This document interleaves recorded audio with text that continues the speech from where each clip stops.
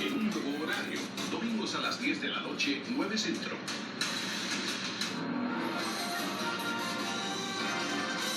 La película animada Coco, que recrea la festividad del Día de Muertos en México, ha logrado impulsar las ventas de las guitarras que se fabrican en un municipio en México, el municipio de Paracho, donde se elaboran casi 900,000 instrumentos cada año. Marilena Pazzi, nuestra corresponsal en la Ciudad de México, habló con algunos de los fabricantes, orgullosos además porque uno de los hijos de este pueblo ha logrado establecer una fábrica en Los Ángeles, en California.